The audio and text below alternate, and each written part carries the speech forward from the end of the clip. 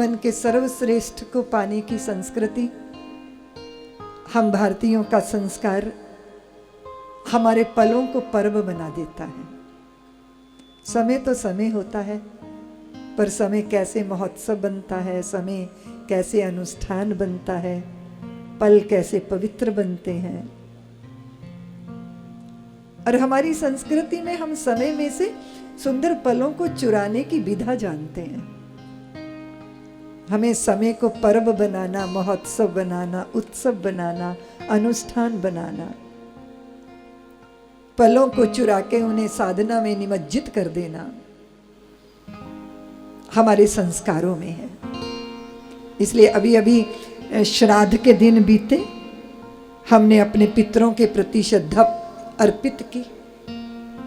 भारतीय संस्कृति है, माता पिता के प्रति आदर मान हमारे जीवन का परमोत्कर्ष होता है। लेकिन वो अगर धरती पे नहीं है, पितरलोक में है, तो भी उनको जलांजलि देना हम अपना कर्तव्य मानते हैं। और वो कर्तव्य भी मरे मरे नहीं निभाते, उत्साह के साथ, उत्सव के साथ उस कर्तव्य को संपन्न करते हैं। अपने पितरों के प्रति, अपने अग्रजों के प्रति श्रद्धा व्यक्त की हमने। पुरुषोत्तम मास आ गया, उस मास को मल मास भी कहा जाता है। और पुरुषोत्तम मास भगवान विष्णु के चरणों में का आश्रय लिए हुए हैं, इसलिए वो पुरुषोत्तम मास है। पुरुषोत्तम मास में अनुष्ठान करना है, परिक्रमा करनी है, आराधना करनी है, व्रत करना है। वो संपन्न हुआ तो नवरात्रि का पर्व आ गया। अब शरद ऋतु आ जाएगी, शरद पूर्णिमा के चंद्रमा को हम अपनी श्रद्धा का अर्घ देंगे।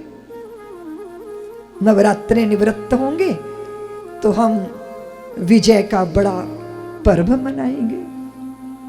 फिर अनुष्ठान प्रारंभ हो जाएंगे। माताएं अपनी संतानों के प्रति अपने कर्तव्यों को सही से निभा पाई या नहीं निभा पाई, अहोई का व्रत करके अपने आप को टटोलेंगी कि मैंने जो बीज बोए, मैंने जो सिंचित किए, मैंने जो संस्कारों से उनको सहेजा, संभाला, उनकी संपन्नता को मैं क्या निश्चित कर पाई।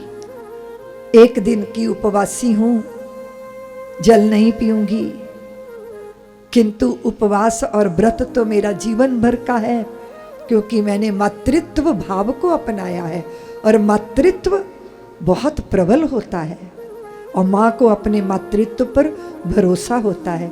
इसलिए बिगड़ी हुई, बहकी हुई, नष्ट प्राया संतानों को भी मैं मार्ग पे ला सकूंगी, ऐसा उसके मातृत्व का बल होता है।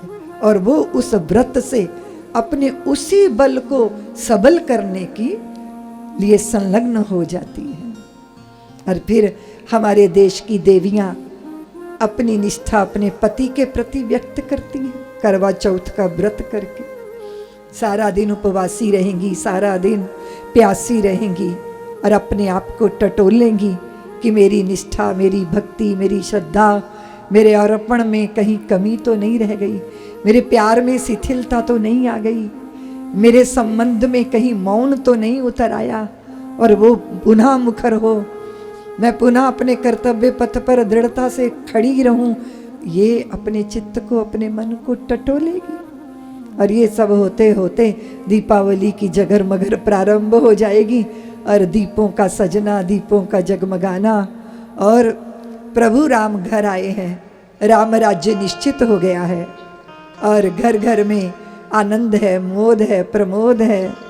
उससे निवृत्त होगी तो अन्नकूट के पर्व की तैयारी प्रारंभ कर देगी।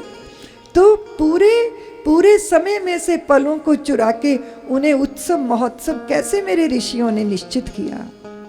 हमारे एक सामान्य सी, बहती हुई, शुष्क सी, रूखी सी और उस जिंदगी में उत्सव का महोत्सव आए, स्वाद आए, और वो मात्र मनोरंजन ही ना हो बल्कि वो कर्तव्य की दृढ़ता बने, वो अनुष्ठानात्मक हो, वो पर्व आंतरिक जगत को संपन्न करे और वो हमारी आंतरिक संवेदनाओं को पुनर्जीवित करे।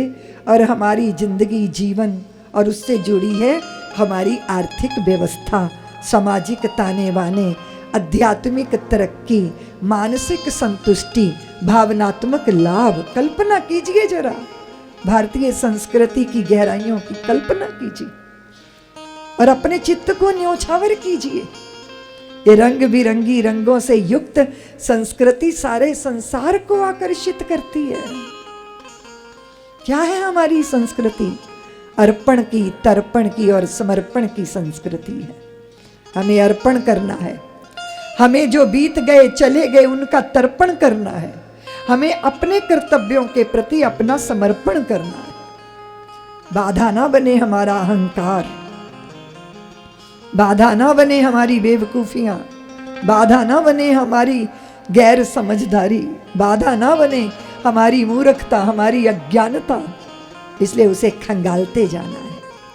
इसलिए हमारे यहाँ पति का पत्नी से, पत्नी का पति से, संतानों का माता पिता से, माता पिता का संतानों से, गुरु का शिष्य से, शिष्य का गुरु से जुड़ना साधारण जुड़ना नहीं है।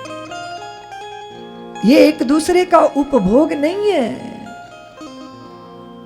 हमारी संस्कृति उपभोग की आज्ञा नहीं देती कि आप एक दूसरे की ऊर्जा का उपभोग कर लो। हम भोगवादी संस्कृति के संवाहक नहीं है। हाँ, हम ये तो निश्चित करते हैं कि हमारे जीवन की सदुपयोगिता, उपयोग में योग है और उपभोग में भोग है, और हम भोग भुक्त नहीं है, हम योग युक्त हैं। इसलिए योग युक्त होकर जीवन जीना और उसके लिए अपने आप का समय समय पर आकलन करना, अपने आप का निरीक्षण करना, अपने को टटोलना।